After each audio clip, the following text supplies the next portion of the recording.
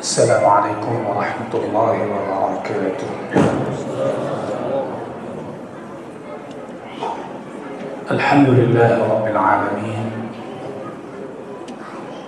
اللهم صل وسلم وبارك على نبينا محمد وعلى آله وصحبه أجمعين ومن تبعهم بإحسان إلى يوم الدين. أما بعد فاتقوا الله لعلكم تفلحون.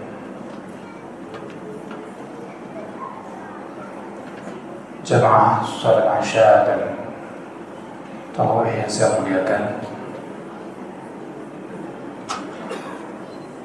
Rasulullah Shallallahu Alaihi Wasallam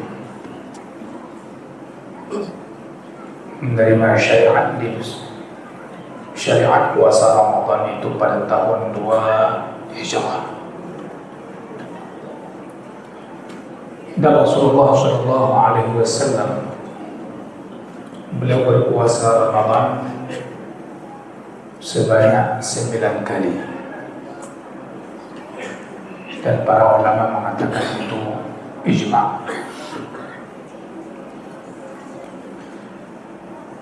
Apa yang terlihat pada Rasulullah Shallallahu Alaihi Wasallam selama 9 kali beliau berpuasa Ramadan?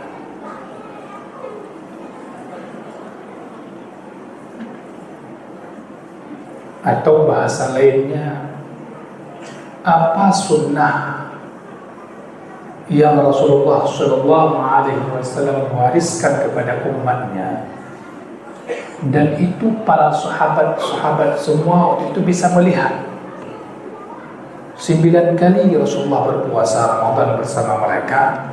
Apa kira-kira sunnah yang para sahabat bisa mengatakan kepada generasi setelah mereka? Jawabannya itu ada pada hadis Aisyah radhiyallahu taala anha yang diriwayatkan oleh Imam Muslim rahimahullahu taala. Ummul Mukminin Aisyah radhiyallahu taala anha beliau mengatakan, "Kana Rasulullah sallallahu alaihi wasallam yajtahidu fi Ramadan ma la yajtahidu fi ghairihi." Rasulullah sallallahu alaihi wasallam beliau bersungguh-sungguh beribadah di bulan Ramadan tidak sebagaimana di bulan-bulan lainnya, tidak sebagaimana di luar Ramadan. Kemudian Aisyah radhiyallahu taala anha melanjutkan, wa fil ashril awakhir minhu ma la yajtahidu fi ghairihi. Di 10 akhir Ramadan itu tambah lagi sungguhnya tidak sebagaimana di hari-hari Ramadan sebelumnya.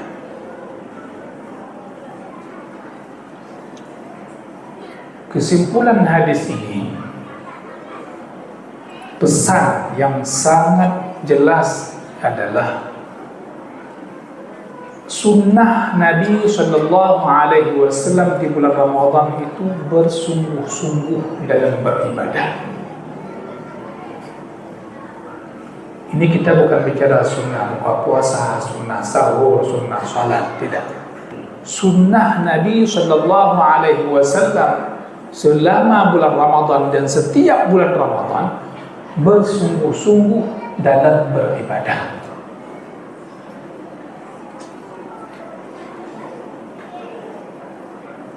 Jadi Rasulullah Shallallahu Alaihi Wasallam itu kalau Ramadan beda langsung dengan di luar Ramadan. Tanya umat itu, baru megah malam ke Ramadan beda aja langsung. Kemarin dengan hari ini beda. Jadi beda Rasulullah di bulan Ramadan bukan 10 akhir Ramadan. Kalau 10 akhir itu beda dengan hari-hari Ramadan sebelum 10 akhir.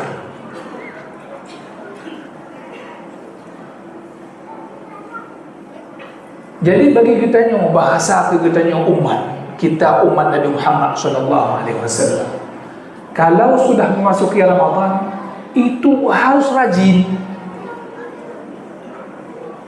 harus sungguh-sungguh. Segala amal kebaikan, ibadah pada Allah Subhanahu wa taala harus ditingkatkan. Bukan hanya kuantitas, tapi diutamakan dari kualitas.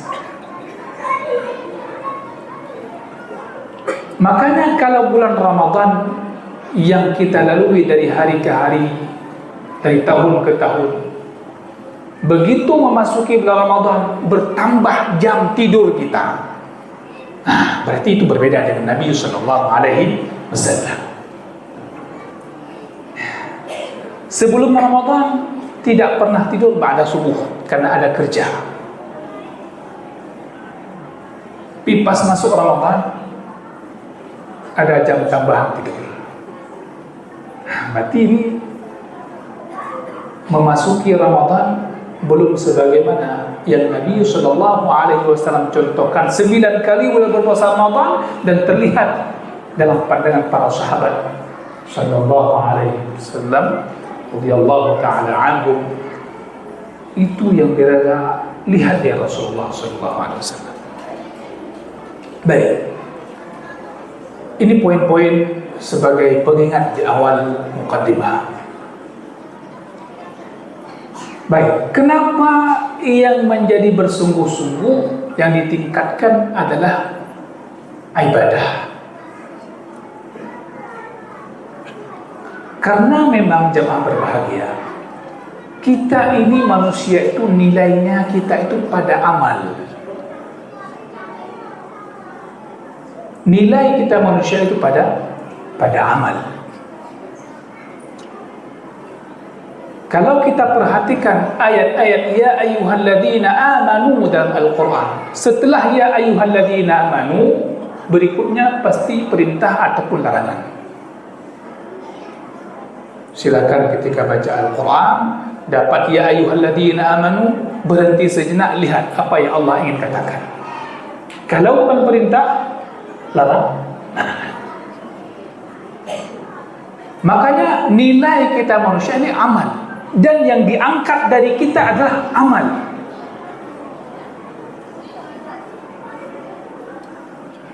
Waktu yang mulia, waktu yang berkah, yang Allah lebihkan dari satu waktu dengan waktu yang lainnya. Satu tempat yang mulia yang Allah lebihkan dari tempat yang lainnya, seperti Makkah dan Madinah, Masjid Haram dan Masjid Nabawi. Itu tidak akan memberikan pengaruh apa-apa bagi siapapun yang melaluinya, yang menempatinya, kalau dia tidak mengikuti dengan amal yang berkaitan dengan waktu dan tempat tersebut.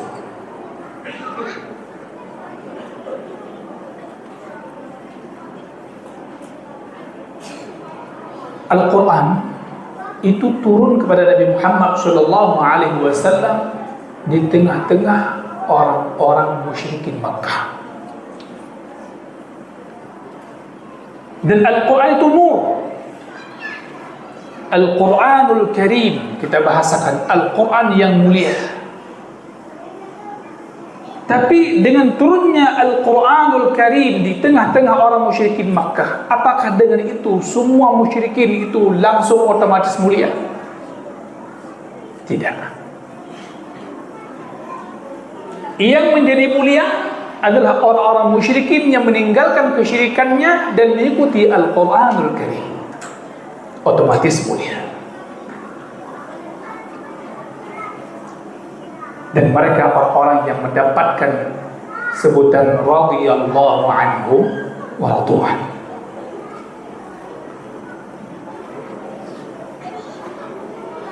Zaman Nabi sallallahu alaihi wasallam itu tokoh-tokoh munafik hidup di lingkungan para sahabat. Salatnya pun di Masjid Nabawi, di Masjid Nabi sallallahu alaihi wasallam. Kemudian hari-hari ketika Nabi jadi imam, mereka pun ada kalanya jadi makmur.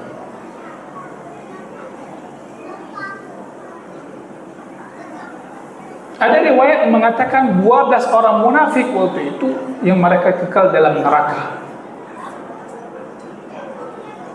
Padahal mereka tinggal di Madinah waktu itu bersama Nabi, masa masih turun wahyu. Apakah dengan itu mereka selamat? Jawabannya tidak. Kenapa? Amalnya itu tidak mengikuti panggilan ya ayyuhalladzina amanu.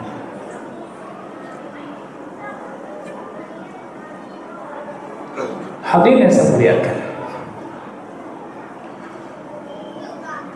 banyak kalau yang kita lihat contoh-contoh yang lain yang mendekatkan kepada pemahaman yang ingin saya sampaikan.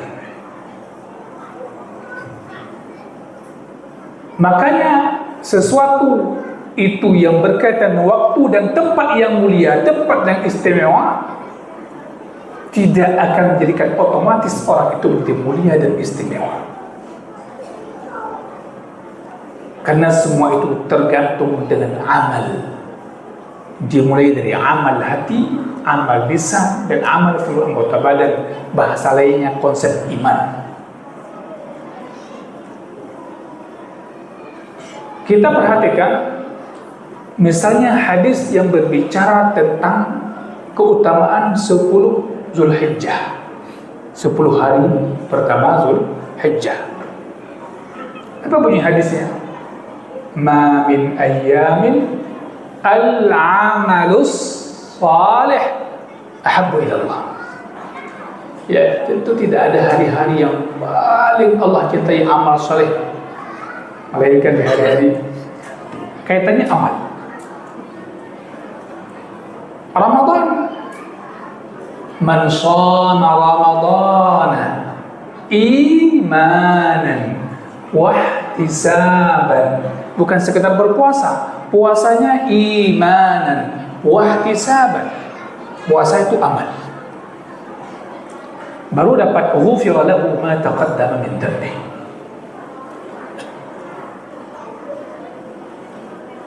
Oleh karenanya kita memahami isi surat Abu Darda radhiyallahu an yang beliau tujukan kepada saudaranya Salman Al-Farisi radhiyallahu taala an. Dalam kitab Al-Muwatta di riwayat Yahya bin Sa'id disebutkan bahwasanya suatu ketika Abu Darda radhiyallahu an beliau mengirim surat kepada Salman Al-Farisi yang berbunyi halumma ilal ardil muqaddasah. Wahai Salman, kemarilah kita di negeri yang suci, di tanah yang suci. Fakataba Salman Al-Farisi ilaihi, maka Salman Al-Farisi menjawab surat Abu Darda dengan mengatakan, innal arda la tuqaddisu ahada. Sesungguhnya tempat itu tidak bisa mensucikan siapapun.